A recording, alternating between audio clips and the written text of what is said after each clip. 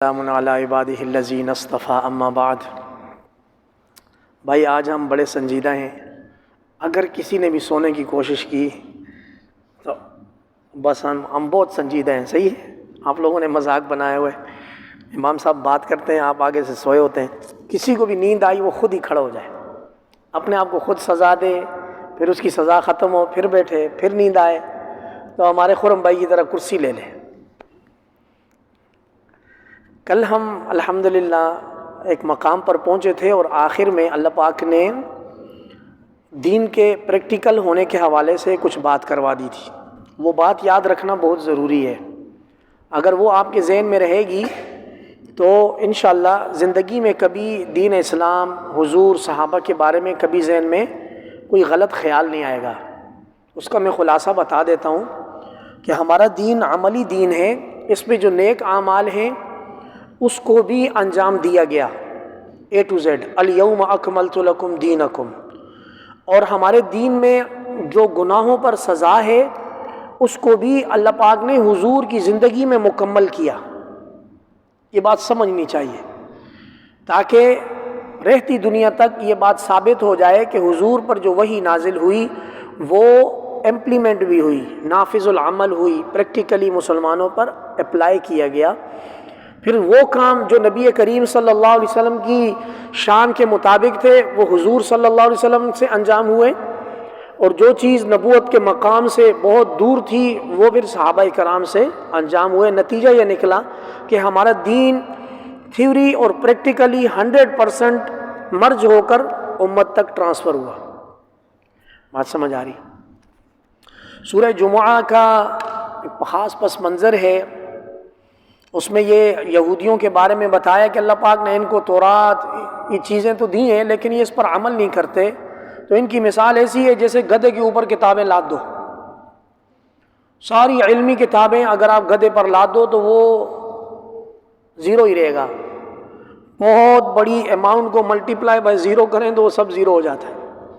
تو یہ ان کی مثال ایسی ہے، ان کے اللہ پاک نے اب نبی بھی بھیجے، کتابیں بھی دیں، لیکن ان لوگوں نے عمل نہیں کیا، تنگ کیا، وہ بچھڑے کے پیچھے لگے رہے کہ بچھڑا ہو تو زرد کلر کا ہو تو یہ ہو تو وہ ہو، تو آج کل بھی کر رہے ہیں کچھ۔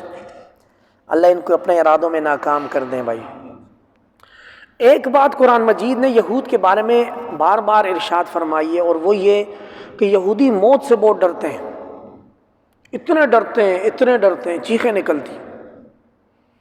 تو اس آیت میں، اس صورت میں بھی آگے جا کر ان کو بولا کہ اگر آپ اللہ پاک کے اتنے ولی اللہ ہو تو موت مانگ کے جاؤ اللہ کے پاس ملاقات کے لیے۔ ہے ہم میں سے ہر شخص جنت جانا چاہتا ہے لیکن مرنا نہیں چاہتا، کیونکہ جنت جانے کے لیے مرنا شرط ہے۔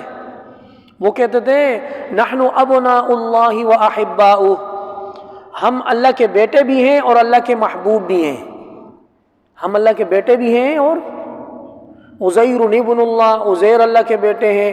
ادھر عیسائی بولتا ہے عیسیٰ ابن اللہ، عیسیٰ اللہ کے بیٹے ہیں۔ ایک عجیب ملغوبے انہوں نے، تو اس صورت میں ان کی تردید کی گئی ہے۔ دوسرے رکوع میں سورہ جمعہ کا بیان ہے، جو یوم جمعہ کا بیان ہے۔ اے ایمان والو، جب جمعے والے دن نماز جمعہ کے لیے آواز لگے بس فَاسْعَوْا إِلَىٰ ذِكْرِ اللَّهِ، اب اللہ کی ذکر، اللہ کی یاد کی طرف چل کر نہیں لپک کر آنا ہے، چل کر نہیں لپک کر آنا ہے، اللہ کی ذکر کی طرف بڑھنا ہے۔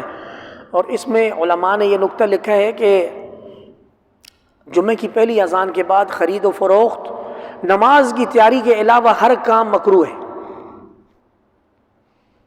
جمعے والے دن جمعے کی پہلی اذان کے بعد نماز کو جانا، مسجد کو جانا، تیاری کرنا، ان چیزوں کے علاوہ ہر چیز مکروہ ہے۔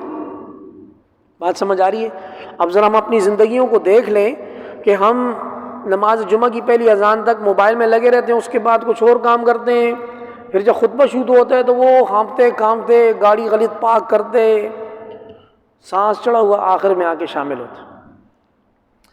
یوم جمعہ سید الایام ہے، اس میں اللہ رب العزت ایسا معاملہ کرتے ہیں کہ زوال کے وقت سے 2 فرشتے مسجد کے گیٹ پر رجسٹرڈ لے کر کھڑے ہو جاتے۔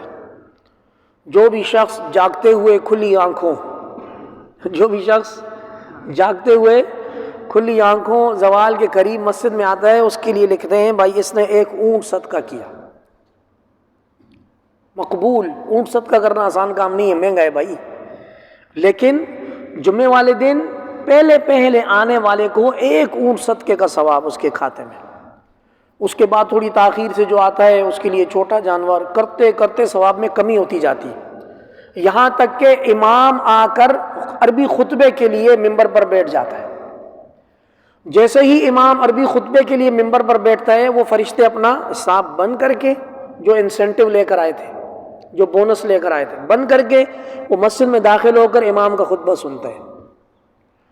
اس کے بعد جو بندہ آتا ہے وہ بس فارمیلٹی پوری کرتا ہے، اس کا فرض ادا ہوتا ہے، ایکسٹرا بینیفٹ اس کو ثواب کچھ نہیں ملتا۔ لہٰذا ہم بار بار یہ تاکید کرتے ہیں، یاد دہانی کراتے ہیں، بھائی جمعے والے دن کوشش کریں 1 بجے تک آ جائیں، 12:50 تک آ جائیں۔ 12:50 تک آنے میں فائدہ یہ ہے، زوال ہو چکا ہوگا، پہلی اذان ہو چکی ہوگی، آپ اپنے 4 سنت خوب اطمینان سے ادا کر سکتے ہیں۔ جو 4 سنت موقدہ ہیں وہ خوب اطمینان سے ادا کر کے بیٹھ کے درود شریف تسبیح آپ پڑھ سکتے ہیں۔ وہ جو 5 منٹ ہم اس سے عربی خطبے سے پہلے دیتے ہیں وہ تو جلدی والے ہوتے ہیں۔ لہٰذا آپ آئیں، آپ کا بڑا ثواب بھی لکھا جائے گا اور آپ کو تسلی بھی ہوگی۔ پھر جو بھی بات ہوگی اس موضوع سے متعلق، خاص طور پہ ہم ایک پورا کریکلم لے کر چلتے ہیں پورے سال کا، اٹکل پچو بات اللہ کا شکر ہے نہیں کرتے، کوئی نہ کوئی ایک ٹاپک سلیکٹ کرتے ہیں، یا یہ ضرورت ہے چلو اس پر ایک ہی ٹاپک کو لے کر اول سے لے کر آخر تک چلتے ہیں، تو آپ کو کم از کم نالج کا ایک چھوٹا سا حصہ ملے گا کہ یار ممبر سے یہ بات ہوئی ہے، یہ بات میں گھر لے کر جاؤں، والدہ کو بتاؤں، اہلیہ کو بتاؤں، بہنوں کو بتاؤں، بچوں کو بتاؤں۔ یہ ایک فَلْيُبَلِّغُ الشَّاهِدُ الْغَائِبُ، حاضر بندہ غائب کو امر بالمعروف اور نہی عن المنکر کرے گا، یہ طریقہ ہے۔ دوسرا طریقہ، آخر میں آئے، آدھی بات کان میں پڑی، آدھی نہیں پڑی، وہ آدھی بات جو کان میں پڑی اس میں کوئی شبہ پیدا ہوا، اس پر اشکال پیدا ہوا، شیطان نے اور والا لایا، جا کر اسٹیٹمنٹ دے گئے مولویوں نے دین خراب کیا، مولوی صاحب نے دین، بات خود آدھی سنی، نہ اس کا سیاق و سباق معلوم ہے، نہ پس منظر معلوم ہے، ادھوری بات سن کے اس سے خود نتیجہ نکال کے کام خراب ہو جائے۔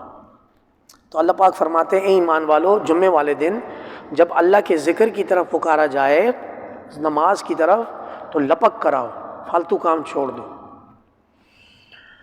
یہاں میں تحدیث نعمت کے طور پر بولوں، پریسن 2 کے چند بھائی ہیں، سگے بھائی، اور سب نوجوان ہیں اور اچھا خاصا ان کا اپنا کام ہے، اللہ پاک نے ان کو بڑی وسعت دی ہوئی ہے۔ وہ سب بھائیوں کو اللہ ایسی توفیق دیتا ہے کہ وہ زوال سے پہلے آ کر ہی پہلی صف میں بیٹھ ہوتے ہیں دائیں طرف، 4-5 بھائی سب کے سب ہمیشہ آ کے زوال سے پہلے بیٹھتے ہیں۔ یہ ان کو والد صاحب کی تربیت ہے، یہ ان کے والد صاحب نے بچپن میں بولا بیٹا زوال سے پہلے مسجد جانا ہے۔ وہ اب جوان ہو گئے، صاحب اولاد ہو گئے، اور سارے بھائی ماشاءاللہ ایک طرح کے چہرے، ان میں سے کوئی کیا ہے مجھے نام میں بھی شبہ ہو جاتا ہے، لیکن میں کہتا ہوں آپ بس سارے بھائی ہو ماشاءاللہ سے۔ یہ ہیں کچھ لوگ جو اس پر عمل کرتے ہیں، اور کچھ دیگر افراد ہیں جو بالکل خطبے کا انتظار کرتے ہیں، بھائی عربی کا خطبہ شروع ہو۔ اور ہم بھی اللہ کا لاکھ شکر ہے، اساتذہ نے یہ تربیت کی ہے، گھڑی پر ٹائم پورا ہو رہا ہو تو ہم عربی کا خطبہ لمبا نہیں کرتے، ہم بولتے ہیں سبحان اللہ والحمد للہ ولا الہ الا اللہ واللہ اکبر، بس ایک خطبہ ہو گیا، صحیح ہے۔ بیٹے خطبے میں دعا کی، سب کچھ کیا، دوبارہ الحمدللہ نحمدہ ونستعینہ، حضور پر درود، ایک دو آیتیں پڑھی، ٹائم پورا، چلو صفحے سیدھی کرو۔ تو کوشش کریں عادت بن جائے۔ دیکھیں پتہ ہے معاملہ کیا ہے، المیہ ہے ایک المیہ بہت بڑا آج کل کے نوجوان کا۔ آج کل کا نوجوان سوشل میڈیا پر معلوم نہیں کیا کچھ دیکھتا ہے، ایک سے بڑھ کر ایک روشن خیال سوشل میڈیا پر موجود ہے، صحیح ہے۔ اب وہ دین کے مرکز کے قریب مسجد کے علاوہ کہیں نہیں جاتا، نہ اس نے کسی کلیت الشریعہ میں داخلہ لیا ہوا ہے، نہ وہ دین کی کسی گرامر کی کلاس میں داخلہ لے رہا ہے، نہ وہ اس کے کسی بڑے اللہ والے سے تعلق ہے، کچھ بھی نہیں ہے۔ لے دے کے آخر میں جمعے کا بیان بچتا ہے، صرف صرف جمعے کا بیان بچتا ہے، اس جمعے کے بیان میں بھی اگر وہ سستی کرے تو اس کو پھر دین کہاں سے ملے گا؟ سوشل میڈیا سے جو دین ملے گا وہ مکس ہے، کہیں بہت اچھی بات ہے اور کہیں گری ہوئی بات ہے، تو وہ اس کے افکار، اس کے ذہن سب کچھ منتشر ہوگا۔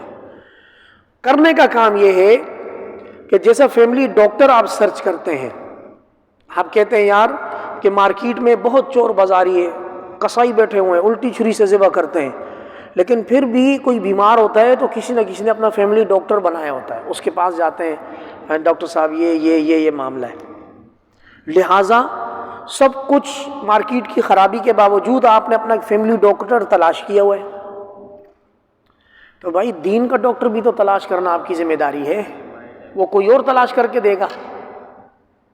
آپ کا کام ہے آپ خود تلاش کریں۔ دین آپ کی ضرورت ہے، جیسے دوائی آپ کی ضرورت ہے جسم کی، ایسے روح کی بھی ضرورت ہے، اس کے لیے آپ کوشش کریں جس کے ساتھ آپ کا مزاج ملے، کہیں پر بھی ہو پہلے اس کو چیک کریں معاملات میں کیسا ہے، کھوٹا ہے کھرا ہے، جب وہ ثابت ہو جائے یار بندہ ایک نمبر ہے، اب اس کے ساتھ مقناطیس کی طرح چپک جاؤ اور اس پر اعتماد کرو اور اس کی محفل میں شرکت کرو، اس سے بات سنو، اس پر عمل کی کوشش کرو، اللہ پاک نیا پار لگا دیں گے۔ یہ عذر اللہ کے ہاں نہیں چلے گا کہ دین مشکل ہو گیا تھا، فرقہ واریت ہو گئی تھی، یہ عذر نہیں چلے گا۔ اللہ پاک بولیں گے آپ نے کوشش کیوں نہیں کی، آپ نے بس اسکرولنگ کی ہے، اس کے 1 ملین ویوز ہیں، چلو اس کو دیکھتے ہیں، یہ نہیں چلے گا۔ تو آج کی یہ بات کا حاصل یہ نکل رہا ہے کہ نماز جمعہ جو قریبی ترین آپ کی مسجد ہو، جہاں سے آپ کا قلبی تعلق بھی ہو، آپ کو شرح صدر بھی ہو، وہاں آپ وقت پر جائیں، بات سنیں۔ اللہ پاک گاہے بگاہے تھوڑا تھوڑا علم آپ کے سینے میں اتاریں گے۔ ایک وقت آئے گا کہ آپ 100% کانفیڈنس پر ہو جائیں گے دین کے معاملے میں کہ یار یہ اللہ کا شکر ہے، اتنی چیزیں مجھے معلوم ہو گئی ہیں، اس چیز میں مجھے شبہ ہو رہا ہے، یہ پوچھ کر میں حل کر دوں گا۔ اللہ پاک عمل کی توفیق عطا فرمائے۔ پھر دین اسلام نا پریکٹیکل دین ہے۔ اللہ پاک نے نماز جمعہ کے لیے بلایا تو اب کسی کو یہ خیال نہ ہو تو جمعے تک بلایا تو عشاء تک روک کے رکھیں گے مولوی صاحب، کسی کو بات سب آ جاؤ، کنڈی چڑھاؤ عبداللہ سارے داخل ہو گئے مسجد میں، عبداللہ کنڈی لگاؤ، کوئی مسجد سے باہر نہیں جائے گا، عشاء تک بیٹھے رہیں گے، میرا واعظ و نصیحت، تقریر، تلاوت، میری ہر چیز سننی لازم ہے آپ پر۔ صحیح ہے؟ ایسا نہیں۔ اللہ پاک فرماتے ہیں جب نماز ادا ہو جائے فانتشروا فی الارض، فوراً زمین میں پھیل جاؤ، اللہ کی بندگی ادا شد، اب جاؤ رزق حلال تلاش کرو۔ کیسا اللہ پاک تربیت فرما رہے ہیں۔ نماز ادا ہو گئی، 5 10 15 منٹ گھنٹہ لگ گیا جمعے کے اس میں، چلو بھائی اب جاؤ، اب یہاں بیٹھے رہنے سے کام، اب عصر کی جب اذان ہوگی اس وقت آنا، ابھی جو درمیان کا ٹائم ہے ابھی جاؤ دنیا میں ایفرٹس کرو، کچھ اس کا نتیجہ ملے گا، کچھ حلال کھاؤ گے، کھلاؤ گے، کچھ روزگار کے ٹھیے لگاؤ گے، مخلوق کو فائدہ ہوگا۔ وابتغوا من فضل اللہ، اور اللہ کا فضل تلاش کرو۔ ہمارا المیہ یہ جمعے سے پہلے مارکیٹ کھلی ہوتی ہے، جمعے کے بعد شٹر ڈاؤن ہو جاتا ہے۔ اللہ پاک فرماتے ہیں جمعے کے بعد رزق تلاش کرو، اس میں برکت ہے۔ بڑی باریک بات ہے، جمعے کے بعد رزق تلاش کرو، اس میں برکت۔ یہی وجہ ہے کہ جمعے کے بعد وہ مساجد، وہ ایسے مراکز کہ جن کے بعد نمازی حضرات باہر نکلتے ہیں، باہر فروٹ کے ٹھیلے، یہ چیزیں لگی ہوتی ہیں، ٹوپی، تسبیح، وہ جمعے والے دن ٹھیک ٹھاک ان کی سیل ہوتی ہے۔ کیوں؟ نمازی نکلتے ہیں، اجتماع ہے، مسلمانوں کی یکجہتی ہو جاتے ہیں، کوئی فروٹ لیتا ہے، کوئی خوشبو لیتا ہے، کوئی ٹوپی لیتا ہے، اللہ پاک نے ان کے رزق لگایا ہوتا ہے۔ ایک صحابی کے بارے میں آتا ہے جب وہ نماز جمعہ ادا کر لیتے تو مسجد کے کونے پر جا کر بولتے یا اللہ انی اجبت دعوتک، یا اللہ تیری دعوت پہ میں نے لبیک کہا، وقضیت صلاتک، تیری نماز میں نے ادا کی، فحقق ما وعدتنی، اب جو تو نے وعدہ کیا ہے وہ میرے لیے ثابت کر۔ اللہ کا وعدہ ہے جب نماز ہو جائے باہر جاؤ، اللہ اپنا فضل دے گا، پیسہ نہیں دے گا، کیا دے گا؟ فضل دے گا۔ فضل میں پیسہ، رزق، ہر چیز آتی ہے، یاد رہے گا۔ یہ نماز جمعہ کے بارے میں ہدایات ہے۔ اگلی جو آیت ہے، مدینہ منورہ میں ایک دفعہ اناج کی کمی ہو گئی، جناب نبی کریم صلی اللہ علیہ وسلم خطبہ دے رہے ہیں، پیچھے سے کسی نے لوٹ سیل کی آواز لگا دی، بھائی غلہ آ گیا اور سستا آ گیا، غلہ آ گیا، اناج آ گیا، اور قحط بھی ہو غلہ بھی آ جائے۔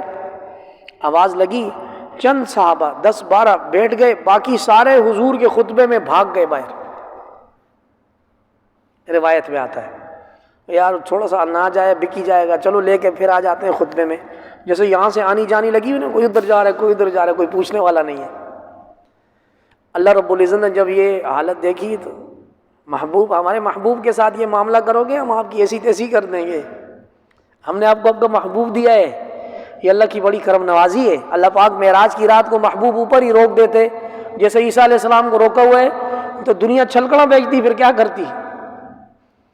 تو اللہ پاک فرماتے ہیں یہ لوگ جب کوئی تجارت دیکھتے ہیں یا کوئی لہو و لعب دیکھتے ہیں، وہ ٹھیلے والے کی آواز سنی، یہ سب کے سب ادھر لپک گئے، وہ ترکوک قائما، اے میرے محبوب آپ کو منبر پر اکیلا چھوڑ دیا، کھڑا چھوڑ دیا، اکیلا نہیں، وہ ترکوک قائما، میرے محبوب آپ کو منبر پر کھڑا چھوڑ دیا، آپ واعظ و نصیحت کے لیے کھڑے تھے۔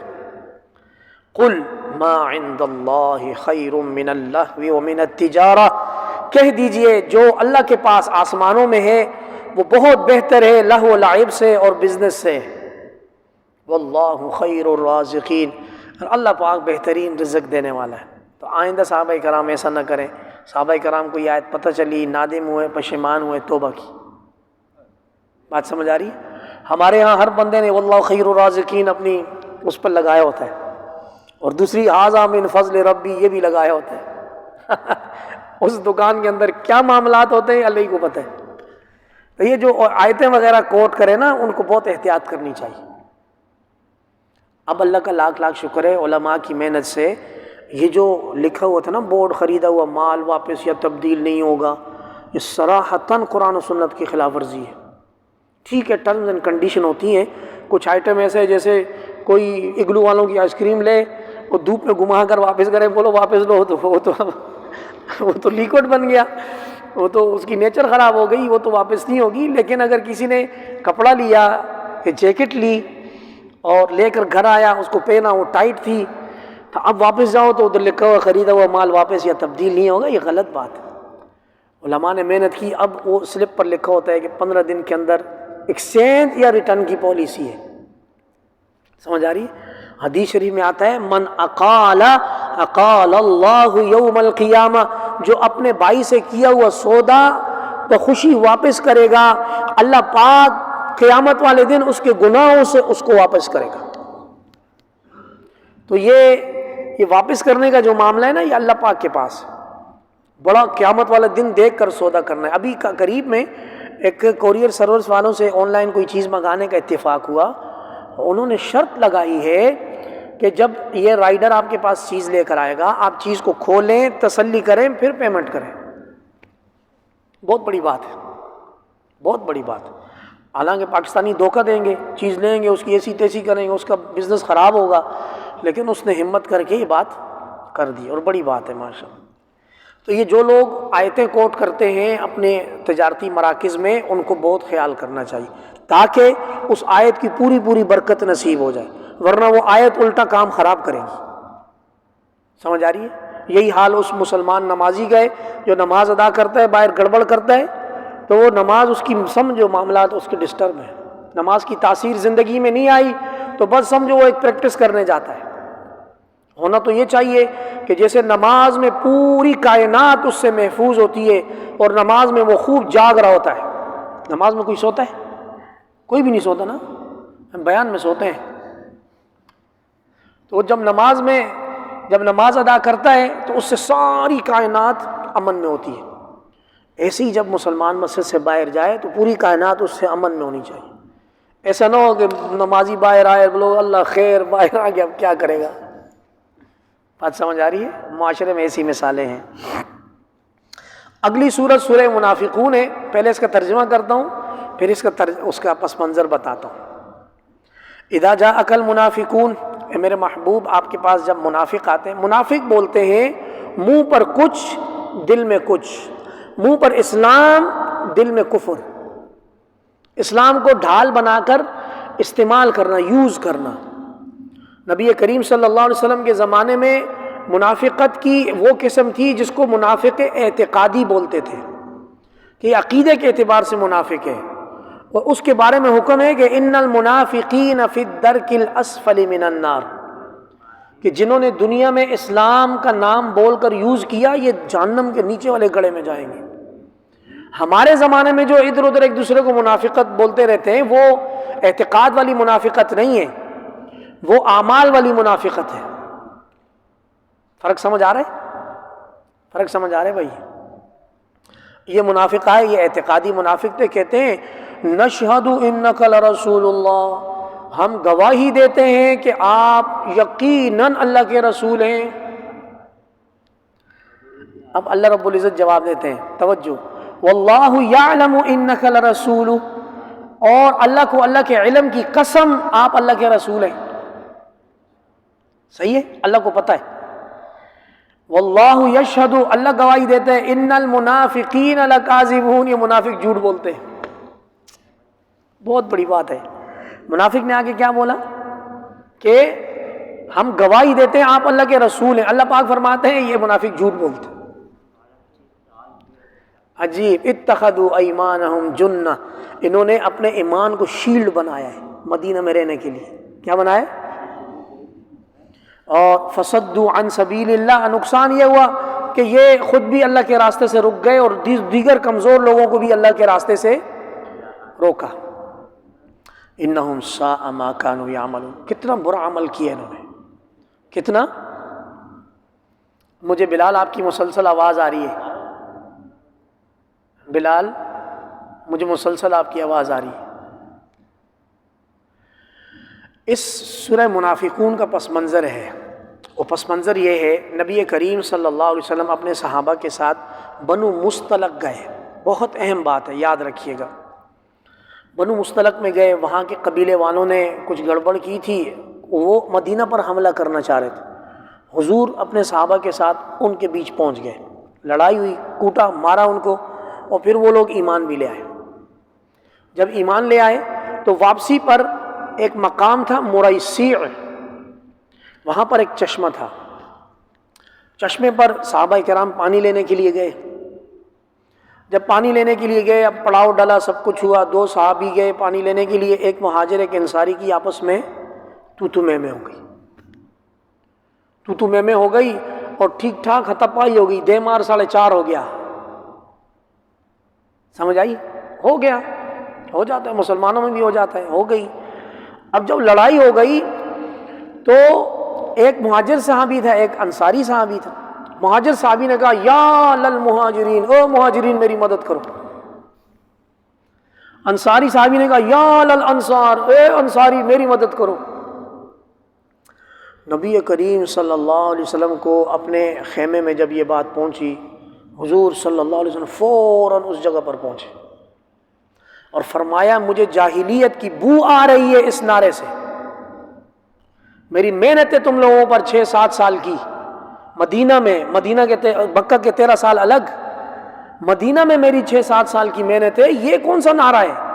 تعصب، عصبیت، دعوہا فإنہا منتنہ، خبردار جو آئندہ زندگی میں کبھی کسی نے یہ نعرہ لگایا اس سے سخت بدبو آ رہی ہے، اور جاہلیت اور کفر کی بدبو آ رہی ہے۔ صحابہ کرام کو ڈانٹا، خوب ڈانٹا، اور یہ بالکل لے آؤ یہاں پر، سندھی، پنجابی، بلوچی، KPK، کشمیری، پشتو، ہم کون سا نعرہ نہیں لگاتے؟ ہر نعرہ تو لگاتے ہیں ہم۔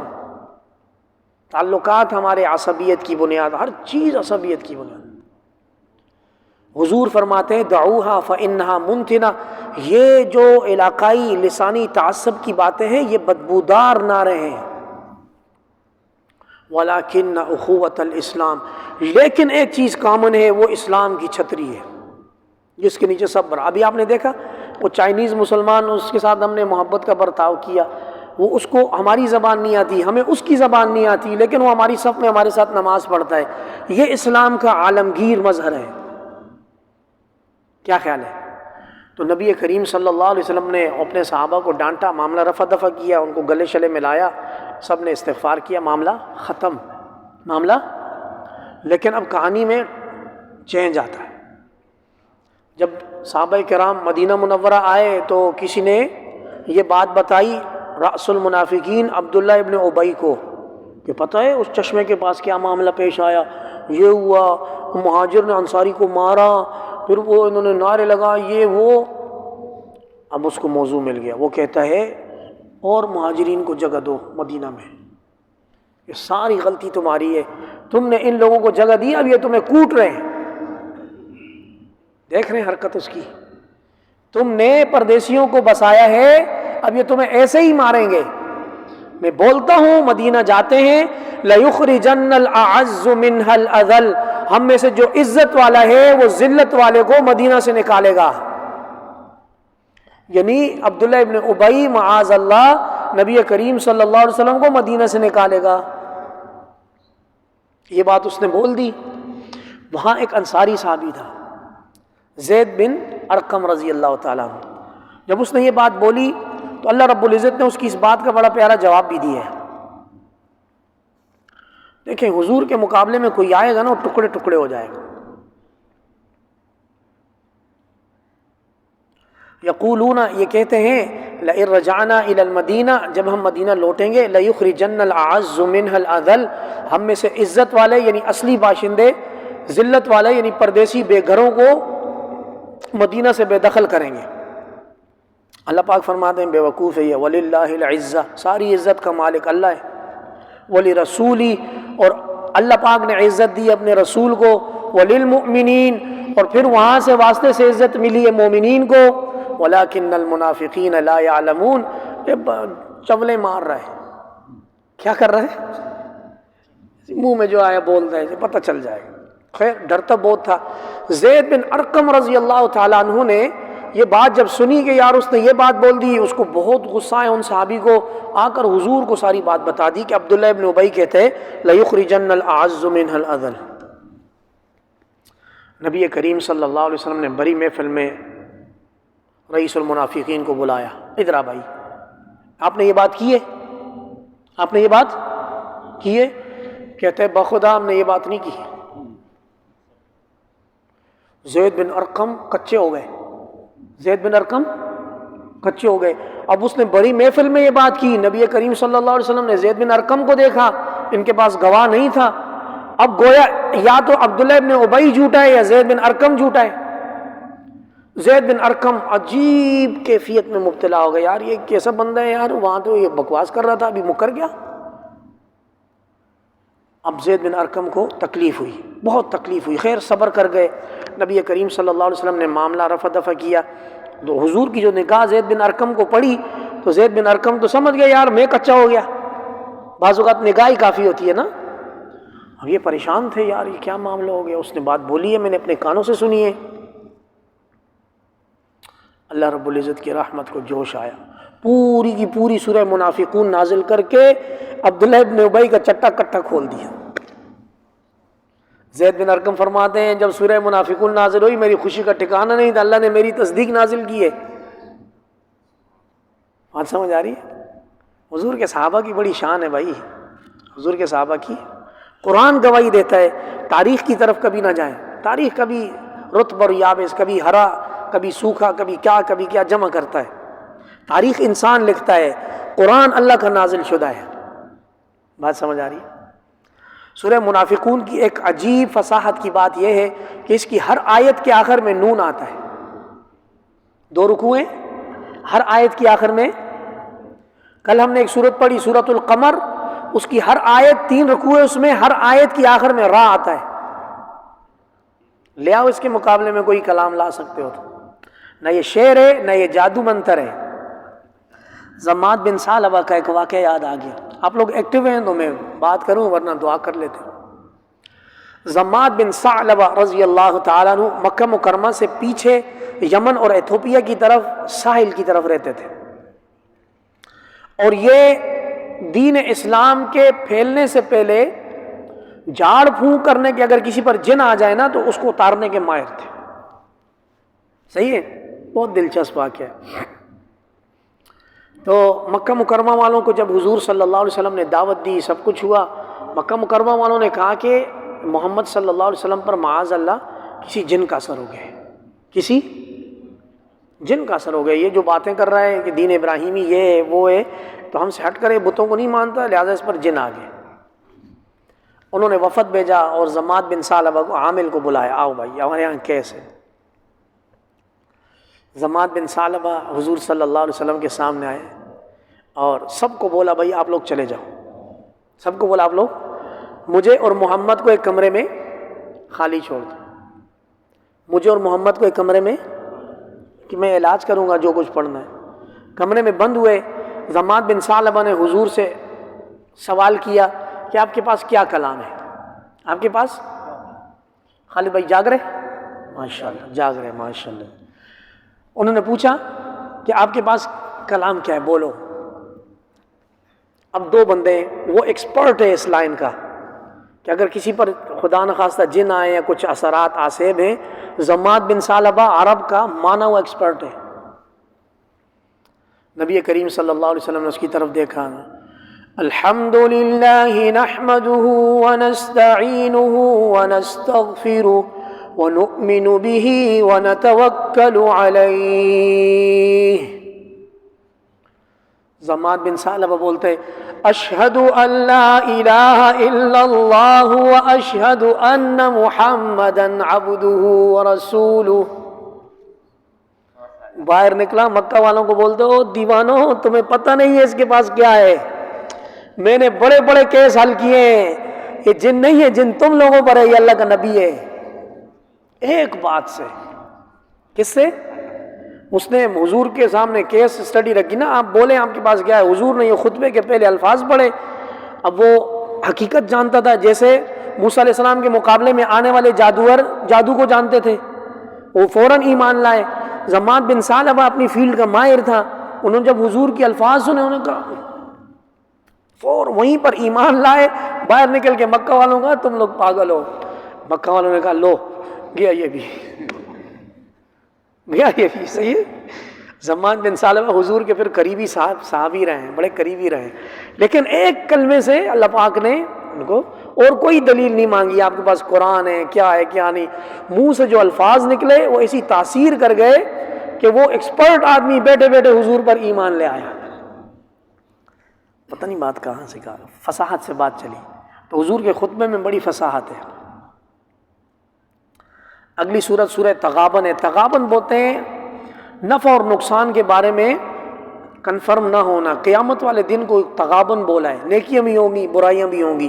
ہر بندہ ڈرے گا یار پتہ نہیں نیکیوں پر ہوں گی یا برائیاں، ڈرتے ڈرتے یہ ٹائم گزرے گا. سورہ تغابن کی ایک فضیلت آئی ہے کہ مشکل حالات آ جائیں، خدا نخواستہ مشکل حالات آ جائیں، کسی مصیبت میں بندہ پھنس جائے، اس کی تلاوت کی برکت سے اللہ پاک اس کو نکال دیتے، اس کی تلاوت کی جا سکتی.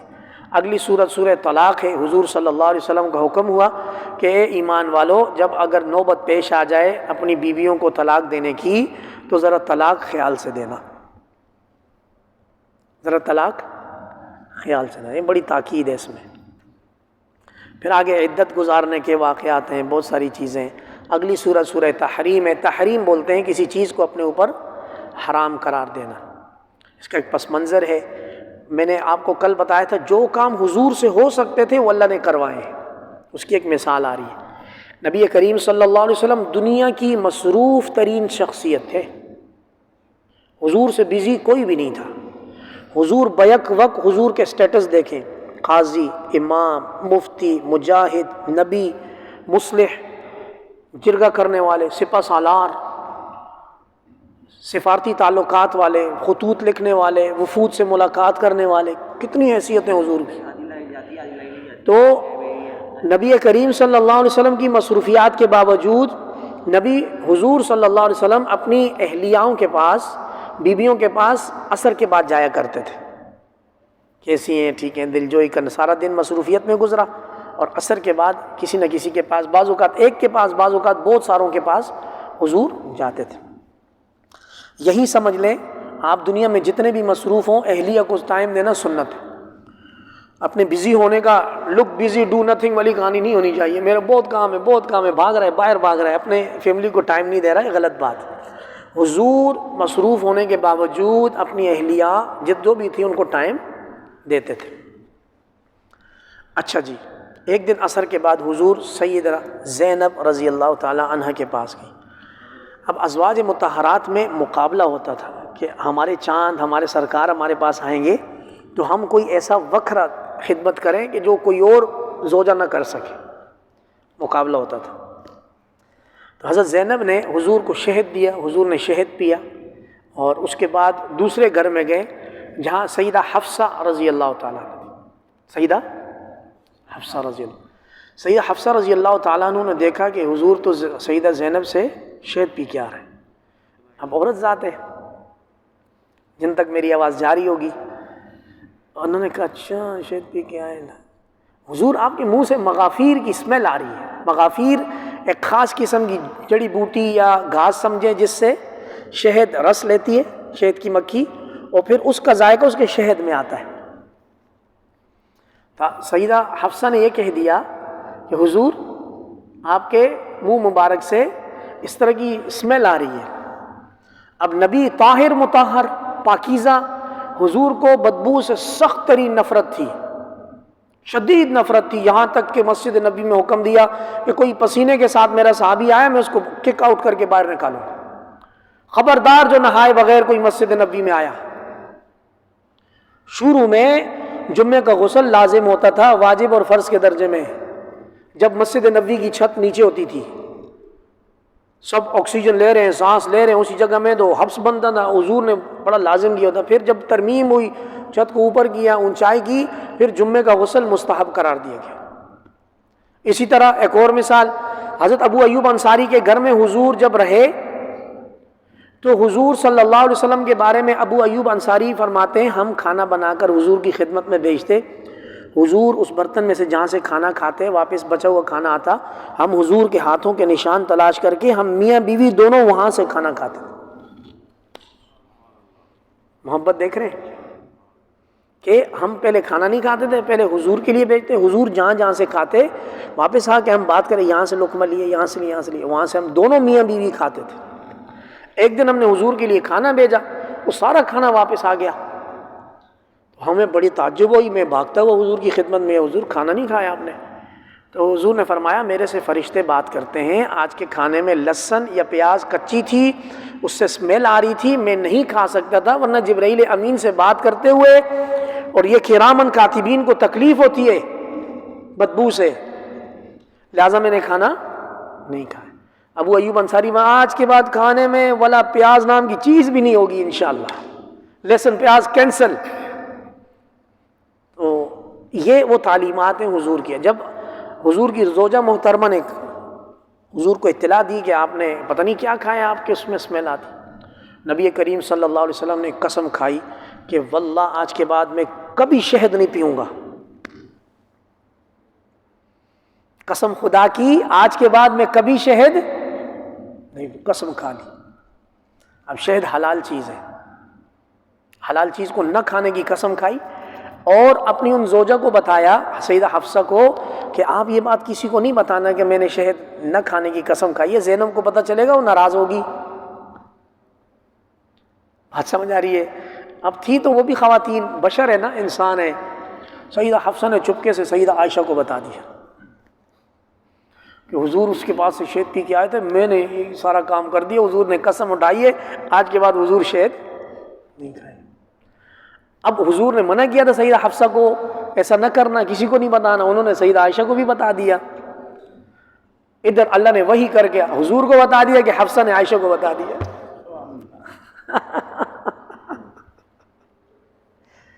اب دو طرح کے حکم آئے حضور کے لیے، ایک تو یہ اطلاع آ گئی کہ یار جو آپ نے راز رکھا تھا نا، جیسے وہ حضور کے ساتھ تو اس کی مثال بنتی نہیں ہے، بندہ بولتا ہے میں تمہیں ایک راز کی بات بتاتا ہوں آگے کسی کو نہیں بتانا، وہ بندہ اگلے کو بتاتا ہے میں تمہیں ایک راز کی بات بتاتا ہوں آگے کسی کو نہیں اس طرح کا معاملہ ہو گیا سمجھے۔ سیدہ حفصہ نے سیدہ عائشہ کو بتا دیا۔ ایک حکم تو یہ آیا کہ بھائی آپ کی ایک بیوی نے جو راز آپ نے رکھا تھا وہ سیدہ عائشہ کو بتا دیا۔ اب کیس چل رہا ہے زینب، حفصہ، عائشہ رضی اللہ تعالی عنہم۔ دوسرا اللہ کی طرف سے یہ حکم نازل ہوا، اے ہمارے محبوب آپ حلال چیزوں کو اپنے اوپر کیوں حرام کرتے ہیں؟ شہد ہم نے حلال کیے، آپ کیوں حرام کرتے ہیں؟ تبتغی مرضات ازواجک، بیویوں میں سے کسی کی دلجوئی کے لیے اللہ کی حلال کی ہوئی چیز کو آپ کیوں حرام کر رہے ہیں؟ دین پریکٹیکلی ہے. جو کام نبی کریم صلی اللہ علیہ وسلم کی شان کے خلاف نہیں تھے وہ اللہ نے حضور سے کروائے تاکہ امت کے لیے. اب قسم کا کفارہ ہے تو اللہ پاک نے حضور سے یہ حکم فرمایا ہے کہ اللہ نے آپ پر قسم کا کفارہ یعنی قسم سے حلال ہونے کو فرض کیا گیا ہے. اپنی قسم توڑیں یا 3 روزے رکھیں یا 10 مسکینوں کو کھانا کھلائیں یا ان کو کپڑے پہنائیں اور یہ قسم جو کھائی ہے اس کو توڑ دیں. حضور نے اپنی قسم کا کفارہ ادا کیا, قسم توڑی. بات سمجھ آ رہی؟ اور اس میں نبی کی شان کے خلاف کوئی بات, کوئی گناہ کا کام تو ہوا نہیں ہے. نارمل سے کیس اسٹڈی آیا اس کو اللہ پاک نے حل کروا دیا. ساری دنیا کے لیے مثال بن گئی کہ اگر کوئی بولے گا کہ میرے اوپر آپ کا دودھ حرام ہے تو ایک حرام نہیں ہوگا وہ, کیونکہ اللہ نے دودھ حرام رکھا ہوا ہے. ہمارے ہاں بعض دیہاتی لوگ نا ماں کا دودھ منٹ میں حرام کرتے ہیں, میرے پہ ماں کا دودھ حرام ہے. اور بھائی پی کے بڑا ہو گیا, جوان ہو گیا, اب کہاں سے حرام ہے؟ لیکن ایسا کرنے سے وہ حرام نہیں ہوتا. اگر قسم منعقد ہو گئی تو کفارہ لازم ہے. بات سمجھ آ رہی؟ دوسری صورت یہ پیش آ گئی, اب جو بیویوں کے درمیان رازداری کا معاملہ تھا اس میں اب آپ دیکھ لیں آگے کیا ہوتا ہے. جب نبی نے اپنی بعض بیویوں کو ایک بات بتائی اور انہوں نے آگے دوسری کو بتا دی اور اللہ نے وہ ساری بات حضور کو بتا دی. حضور نے جا کر حضرت زینب سے, حضرت حفصہ سے کہا تم نے بات کسی سے ذکر کی ہے نا, تم نے بات کسی سے یہ نہیں بتائیں کہ تم نے حضرت عائشہ کو بتا دی ہے, لیکن اتنا اشارہ دے دیا کہ حفصہ آپ نے میرا راز کسی سے ڈسکس کیا ہے نا. اب وہ حفصہ پریشان ہو گئی, یار یہ تو معاملہ کھل گیا, جبرائیل امین آ گئے. صحیح ہے. کہتی ہیں آپ کو کس نے بتایا؟ سیدہ حفصہ حضور سے پوچھتی ہے آپ کو کس نے بتایا؟ حضور نے فرمایا مجھے تو اللہ کی ذات نے بتایا ہے. نبأنی العلیم الخبیر, مجھے اس ذات نے بتایا ہے جس کا علم بے کنار ہے اور جو ہر چیز سے باخبر ہے. اب ان سے ہو گئی مسٹیک, آگے اب یہ زبردست کام شروع ہوتا ہے. اللہ رب العزت کی رحمت کو یا اللہ پاک کو جوش آیا, تھکے ہیں تو یہیں دعا کرتے ہیں, بس کرتے ہیں. آگے آپ خاموش ہو کے بیٹھیں گے تب آگے چلیں گے. صحیح ہے.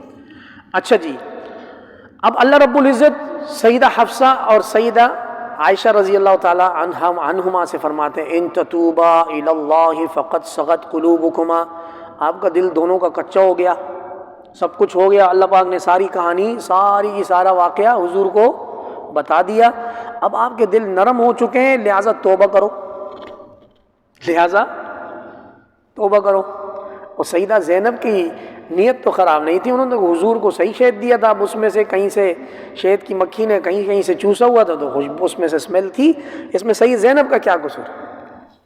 چلو, اور اگر تم توبہ نہیں کرو گے اور حضور پر غالب آنے کی کوشش کرو گی, بعض اوقات بیویاں میاں پر غالب آتی ہیں, یہ اب ذرا نبوت سے ہٹ کر باتیں ہو رہی ہیں, یہ ایک فیملی کی باتیں ہو رہی ہیں. اس کو اس کانسیپٹ میں لینا ہے کہ اگر آپ نبی پر غالب آنے کی کوشش کریں گی, دیکھیں صاف سی بات ہے, ہمارے ہاں جو بھی شادی شدہ بندہ ہے, بعض اوقات بیوی سے جب بحث ہو جاتی ہے تو بندہ حق پر ہوتے ہوئے بیوی کے آنسوؤں کے آگے بولتا اچھا یار چھوڑو, ہو گیا جو ہو گیا, مطلب ہتھیار ڈال رہا ہوتا ہے معاملے کو ختم کرنے کے لیے کہ گھر آباد رہے, ہتھیار ڈال رہا, ٹھیک ہے یار غلطی تمہاری تھی, چلو وہ پھر بھی اوپر سے آتی ہے آپ نے پچھلی دفعہ بھی یہ کیا تھا, اس دفعہ بھی یہ کیا تھا, اس دفعہ بھی. ہسٹری تو عورتوں کو فنگر ٹپس پہ یاد ہے, جب سے شادی ہوئی تھی اس وقت سے لے کر 20 سال تک 1 منٹ میں آپ کی ہسٹری بیان ہو جائے. تو اللہ پاک فرماتے ہیں اگر توبہ کرنا چاہ رہی ہیں آپ دونوں تو ٹھیک ہے, آپ کا دل نرم ہو گیا, آپ توبہ کر لیں, اللہ توبہ قبول کرے. اور اگر حضور صلی اللہ علیہ وسلم پر غالب آنے کی کوشش کریں گی تو سن لیں فَإِنَّ اللَّهَ هُوَ مَوْلَاهُ, حضور کی طرف اللہ کھڑا ہے, جبریل کھڑا ہے, سارے مومنین حضور کی طرف کھڑے ہیں. آ جاؤ غالب آنا ہے تو اللہ کھڑا ہے. فَإِنَّ اللَّهَ هُوَ مَوْلَاهُ, حضور کے پاس حضور کی طرف اللہ کھڑے ہیں, جبریل امین کھڑے ہیں, اور جتنے بھی مدینے کے مومن مسلمان ہیں سب حضور کی طرف ہیں. یہ عورتوں کو ڈرانے کے لیے, یہ ان کو ڈرانے کے. اور جبرائیل امین کے بعد یہ نہ سمجھیں کہ باقی ملائکہ کہیں اور بزی ہیں. والملائکۃ بعد ذلک ظہیر، زمین اور آسمانوں کے جتنے فرشتے ہیں وہ اور پیچھے کھڑے ہوئے ہیں. روایات میں آتا ہے، سند کے اعتبار سے اس میں تو کلام ہے، حضرت عمر کو پتہ چل گیا کہ یار یہ واقعہ پیش آیا. حضرت حفصہ حضرت عمر کی بیٹی، حضرت حفصہ حضرت عمر کی بیٹی، حضور کی حدیث ہے میرے بعد نبی ہوتا تو کون ہوتا؟ لو کان بعدی نبی لکان عمر. اور میں نے آپ کو بتایا 18 مقامات ایسے ہیں قرآن میں کہ جو حضرت عمر کے بالکل حضرت عمر کے دل میں جو خیال آئے اللہ نے وہی نازل کر دی. سیدہ عمر آئے جوش میں، ان کو پتہ چلا یار میرے محبوب کو یہ معاملہ پیش آیا، گھر کے اندر ایشو بنا کیا ہوا ہے، حضور کے باہر کام کم ہے جو گھر کے اندر اس طرح کے معاملے ہوتے رہیں گے. فرمایا حضور پہلے حفصہ کو طلاق دیں، بعد میں عائشہ کو طلاق دیں، بعد میں ساری بیویوں کو طلاق دیں. جوش دیکھ رہے ہیں، یہ حضرت عمر یہ بات کر سکتا ہے کہ اپنی بیوی کو بولے اس نے آپ کو تنگ کیا طلاق دو اس کو.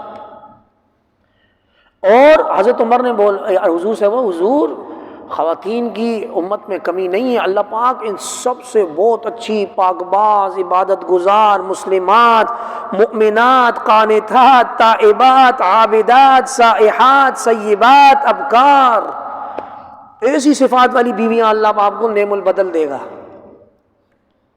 عسیٰ ربہ. اب حضرت عمر نے یہ بات تو کر دی، اللہ پاک نے حضرت عمر کی الفاظ کو وہی بنا کر قرآن مجید میں نازل کر دی. عسیٰ ربہ ان طلقکن، قریب ہے کہ اگر محمد صلی اللہ علیہ وسلم آپ تمام بیویوں کو طلاق دے دیں تو اللہ ان کو ایسی بیویاں عطا کرے گا جو تم سے بہتر ہوگی. یہ بہت بڑی چوٹ ہے عورت کے لیے، بہت بڑی ہے. تمہاری سے کسی اور سے میری شادی ہوتی تو میں خوش رہتا. عام بندہ بولتے ہیں تمہارے سے شادی ہو کے مت مارے گی میری. بھائی یہ ساری پریکٹیکل باتیں.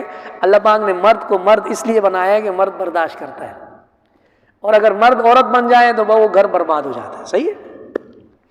پھر آگے مسلمات مؤمنات قانتات تائبات عابدات، یہ ساری صفات ہیں خواتین کی. اللہ کریم ہم سب کی بیویوں میں یہ صفات جمع فرما دیں کہ وہ مومن بھی ہوں، فرما بردار بھی ہوں، قناعت کرنے والی ہوں، توبہ کرنے والی ہوں، عبادت گزار ہوں، روزے دار ہوں، چاہے وہ کواری ہوں یا نہ ہو. یہ آگے 2 صفات اور بھی بیان ہے. اے ایمان والو اپنی اور اپنے گھر والوں کی حفاظت کرو ایسی آگ سے جس کا ایندھن انسان اور پتھر ہے. وہ آگ کس پر جلے گی؟ کافروں سے اس آگ کو جلایا جائے گا، لکڑی سے نہیں. اور پتھر ڈالے جائیں گے اور اس کے اوپر بہت سخت قسم کے تند اور تش رو قسم کے اس کے اوپر ملائکہ ہیں جہنم پر، جو اللہ کی نافرمانی کبھی نہیں کرتے. وہ کرتے ہیں جو اللہ حکم دیتا. 500 سال روئیں گے کریں گے. پھر وہ داروغے سے بولیں گے تم میں کوئی رحم نام کی چیز ہے؟ تو داروغہ بولے گا نبی آئے تھے. آئے تھے. کہا چپ ہو کے جلو اندر. نبی آئے تھے؟ وہ بولیں گے آئے تھے. کہا چپ ہو کے جلو اندر. کوئی بات نہیں، زیادہ نو لفٹ ہے بھائی. یا ایھا الذین کفروا لا تعتذروا اليوم. قیامت والے دن اللہ پاک فرمائیں گے اے جنہوں نے انکار کیا آج کوئی ایکسکیوز نہیں ہے. انما تجزون ما کنتم تعملون، بدلہ دیا جائے گا جو تم نے کیا. پھر آگے نوح علیہ السلام لوط علیہ السلام ان دونوں کی اہلیہ کا ذکر ہے. وہ ایمان نہیں لا سکیں گی، عذاب میں ہو گئیں. لیکن فرعون کی اہلیہ بی بی آسیہ ایمان لے آئیں، اللہ پاک نے ان کو نواز دیا. وہ ان کے بارے میں آتے ہیں وہ ایمان اس وقت لائیں جب جادوگر ایمان لائے تو بی بی آسیہ کھلا ایمان لے آئیں. یہ جادوگر موسیٰ پر ایمان لے آئے، میں بھی اللہ پر ایمان لے. پھر فرعون نے ان کو تکلیف دینا شروع کی، ان کے جوائنٹس میں میخیں مارنا شروع کی. جب میخ لگی تو انہوں نے اللہ سے بات کی، یا اللہ میرا اپنے پاس ایک گھر بنا جنت میں، مجھے فرعون اور اس کے ظلم سے نجات دے دے.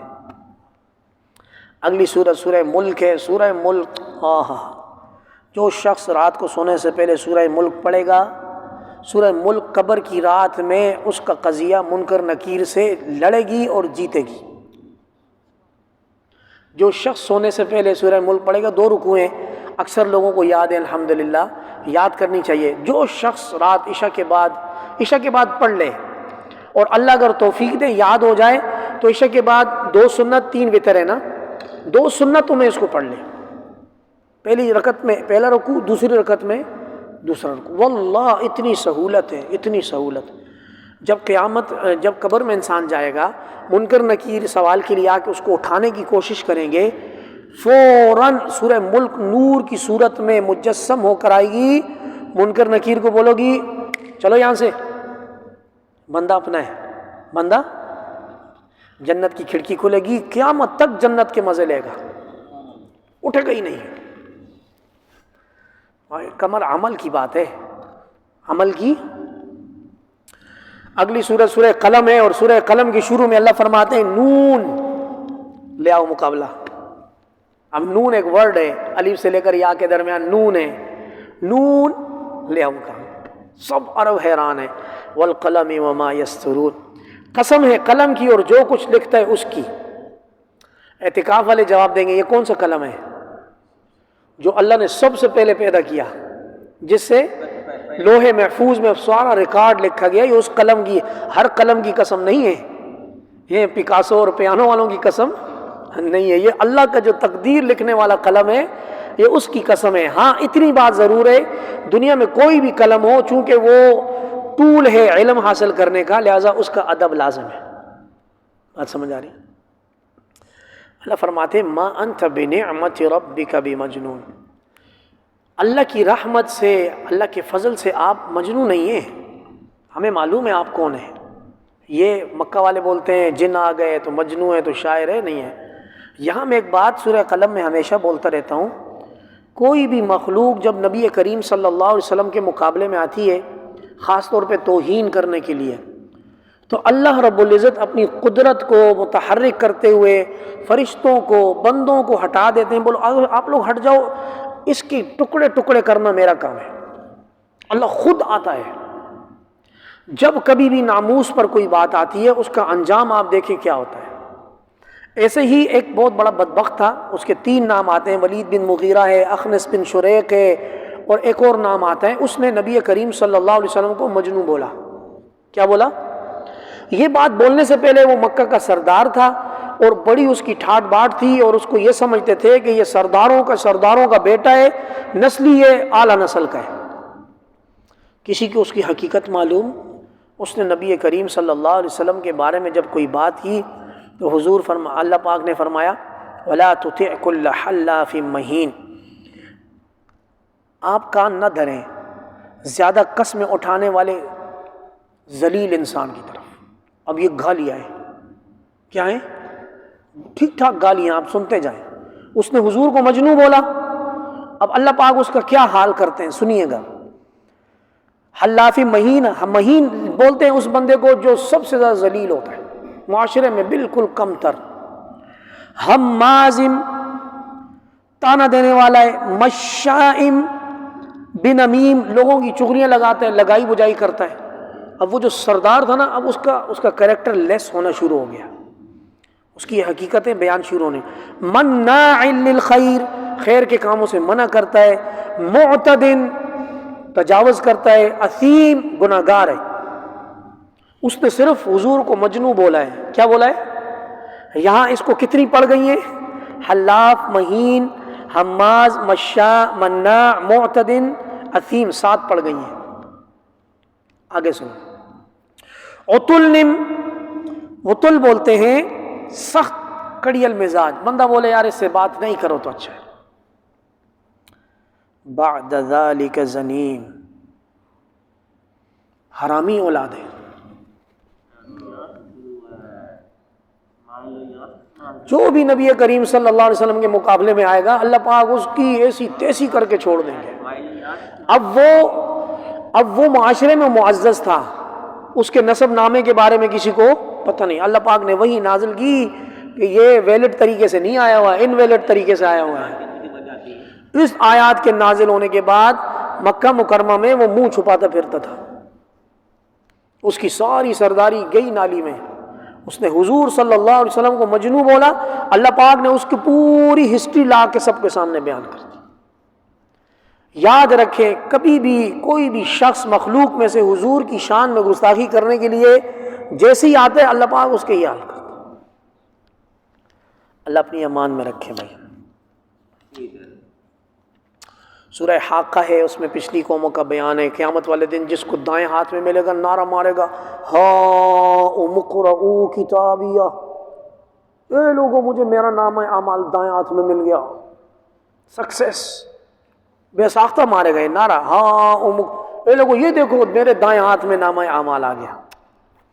اللہ پاک وہ کہتا ہے انی ظننت انی ملاق، مجھے دنیا میں یقین تھا ایک دن میرا حساب کتاب ہوگا، بس آج اس کی ہمیشہ کی زندگی راحت والی ہے، اونچے بالا خانوں میں ہے، ٹینیاں پھلوں کے ساتھ اس کے سر پر آئیں گے، کھا پی مزے کر، دنیا میں جو مشقتیں برداشت کی ہیں بھول جا۔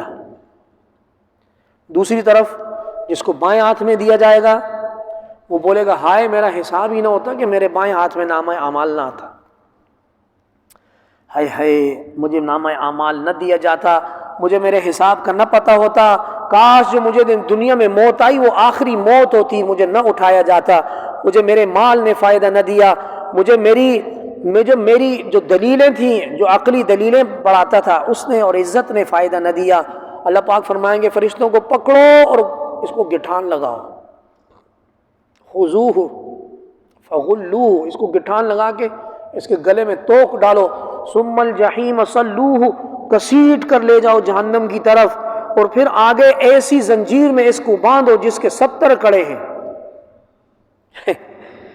فاسلکوہ انہ کان لا یؤمن باللہ العظیم، یہ اللہ پر ایمان لانے کا حق نہیں ادا کرتا تھا، آج اور یہ کھانا بھی نہیں کھلاتا، پیسے بہت بچاتا، بخیل تھا یہ، آج اس کا کوئی دوست نہیں ہے، یہ کانٹے کھائے گا جہنم میں، اور وہ کھانا صرف خطا کاروں کا ہے، نیک لوگوں کھانا نہیں کھائے۔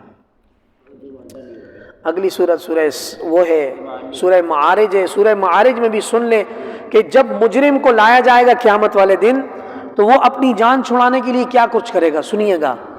وہ یہ کوشش کرے گا کہ آج کے دن میں بیٹے دے کر جان سے بچ جائے، بیوی دے کر جان سے بچ جائے، بھائی دے کر جان سے بچ جائے، اور اپنی وہ دے کر وہ فصیلتی ہی پورا کا پورا خاندان دے کر جان سے بچ جائے، عذاب سے بچ جائے۔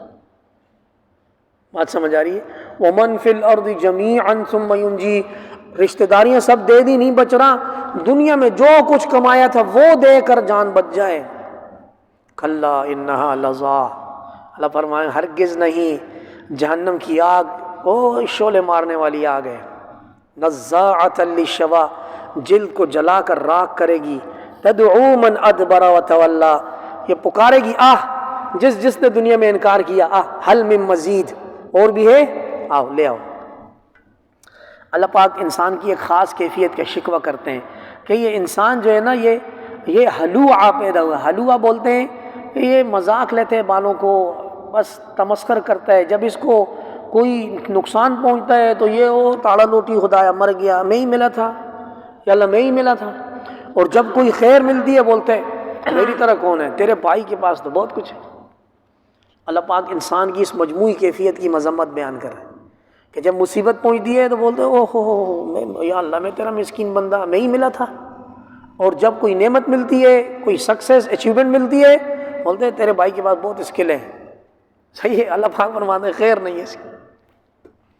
ہاں نمازوں والوں پر بڑا کرم ہوگا جو ہمیشہ نماز پڑھتے ہیں، نماز کو ٹچ میں نہیں رکھتے۔ الا المصلین الذین هم علی صلاتهم دائمون، جو نماز میں دوام اختیار کرتے ہیں۔ کبھی کبھی پڑھنے والوں کا معاملہ کچھ اور ہوگا۔ سورہ نوح نازل ہوئی ہے، سورہ نوح میں بھی اللہ پاک نے نوح علیہ السلام کے ذریعے لوگوں کو حکم دیا ہے۔ نوح علیہ السلام فرماتے ہیں میں نے لوگوں کو آہستہ پکارا، چیخ کر پکارا، ہر طرح سے پکارا کہ بات مان لے، نہیں مانے، انہوں نے کہا آپ کا رب غفار ہے، توبہ کرو، اللہ پاک تمہیں آسمان سے بارش دے گا، تمہیں مال دے گا، اولاد دے گا، جنتیں بنائے گا، باغات بنائے گا، ویسٹ اوپن اچھا گھر دے گا، ہر چیز کرے گا۔ کیا ہو گیا ہے کہ تم اللہ کی عزت نہیں کرتے؟ کیا ہو گیا ہے تمہیں اللہ کی عزت؟ جب نوح علیہ السلام ان سے 950 سال بعد جب نا امید ہو گئے تو اللہ پاک سے دعا کی، یا اللہ کسی ایک کافر کو زندہ نہ رکھ، ملیا میٹ کر ان سب کو، ان کی 3 پیڑھیوں کو میں دعوت دے چکا، ان کے دادے کو دی، ان کے والد کو دی، اب یہ آئے بڑے ترم خان ہو کر کوئی بھی ایمان نہیں لا رہا، یا اللہ ختم کر ان کو۔ وحی کے ذریعے نوح علیہ السلام کو پتہ چل گیا تھا کہ ان کی تقدیر میں ایمان نہیں لکھا ہوا۔ پھر وہ کشتی بنی، پانی آیا، نوح علیہ السلام کی اپنی بیوی غرق ہوئی، اپنا سگا بیٹا غرق ہوا۔ اور 5 بندوں کا ذکر ہے، اعتکاف والے بتائیں گے، ود، سوا، یغوث، یعوق، نصر۔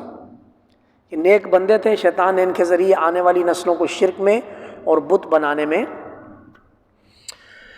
اللہ ان کو استعمال کیا۔ اگلی سورہ سورہ جن ہے، اس کے بارے میں آتا ہے نخلا کے مقام پر، طائف سے واپس پر نخلا کے مقام پر حضور فجر کی نماز پڑھ رہے تھے، جنوں کی جماعت آئی، انہوں نے حضور کو کہا کہ ہم اوپر جاتے تھے، خبریں چوری کر کے لاتے تھے، اب تو معاملہ ہی خراب ہو، ہمارا بزنس بند ہو گیا ہے، آپ لوگوں کے پاس کیا ہے؟ حضور نے ان کو دعوت دی، سب کے سب ایمان لے آئے، سب کے سب ایمان۔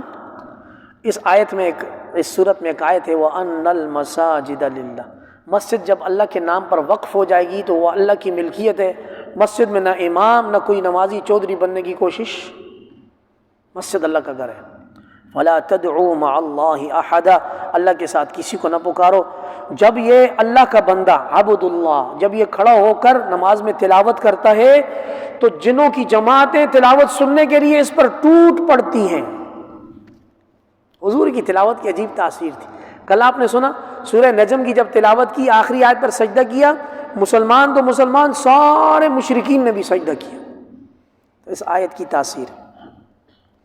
اگلی سورہ سورہ مزمل ہے، بہت پیارا خطاب ہے نبی کریم صلی اللہ علیہ وسلم کو، یا ایھا المزمل، اے چادر میں لپٹے ہوئے، یہ غار حرا کے بعد جب نبوت ملی، جبرائیل امین آئے، بولا پڑھ اقرا، حضور نے فرمایا میں نہیں پڑھ سکتا۔ دوسری مرتبہ کہا اقرا، پڑھ، حضور نے فرمایا میں ان پڑھ ہوں، میرا نہ کوئی استاذ ہے نہ مکہ میں نے اسکول پڑھا ہے، کچھ بھی نہیں، ان پڑھ ہوں۔ جبرائیل امین نے پکڑ کے سینے سے دبایا، خوب پریس کیا۔ اب یہ اللہ پاک کی طرف سے نور علم جبرائیل امین کے واسطے سے حضور کے سینے میں ٹرانسفر ہوا۔ اب جبرائیل امین نے فرمایا اقرا بسم ربک الذی خلق، نبی کریم صلی اللہ علیہ وسلم نے فرمایا اقرا بسم ربک الذی خلق۔ پہلی وحی نازل ہوئی، 5 آیتیں لے کر حضور ستو اور کچھ خوراک لے کر غار حرا میں تھے، اترے، واپس آئے، اپنی اہلیہ سیدہ خدیجہ رضی اللہ تعالیٰ عنہ کو ساری بات بتائی، یہ معاملہ ہوا ہے۔ سیدہ خدیجہ نے حضور کو اتنی پیاری تسلی دی کہ شاید ہی دنیا میں کوئی بیوی اپنے میاں کو تسلی دے۔ کہا حضور آپ بیٹھیں، اللہ پاک نے آپ کو اچھے اخلاق دیے ہیں، آپ صادق امین ہیں، آپ محروموں کو کھانا کھلاتے ہیں، جن کے پاس کپڑے نہیں ہوتے ان کو کپڑے دیتے ہیں، آپ مہمان نواز ہیں، اللہ آپ کو ضائع نہیں کرے گا، بیٹھیں، تسلی دی۔ چادر دی، حضور کو جھاڑا لگا، سردی لگی، چادر دی، حضور کو لٹایا۔ اس ساری کیفیت اللہ کو اتنی پسند آئی کہ اللہ پاک نے حکم، یا ایھا المزمل، اے ہمارے پیارے چادر میں لپٹے ہوئے، قم اللیل الا قلیلا، رات کو ہماری عبادت کیا کرو، رات کو ہماری۔ اب یہ نبوت ملنے کے بعد اب حضور کی تربیت شروع ہو گئی 40 سال کے بعد، آدھی رات جاگیں یا کم جاگیں اور ٹھہر کر قرآن پڑھا کریں۔ ہم جو قرآن آپ کو دیں گے وہ مزے سے پڑھا کریں۔ پھر یہ آگے ایک زبردست قسم کی وحی نازل ہوئی۔ اللہ کریم نور نبوت اور جو وحی کی جو تعلیمات ہیں ان پر عمل کرنے کی توفیق عطا فرما دے۔ فللہ الحمد رب السماوات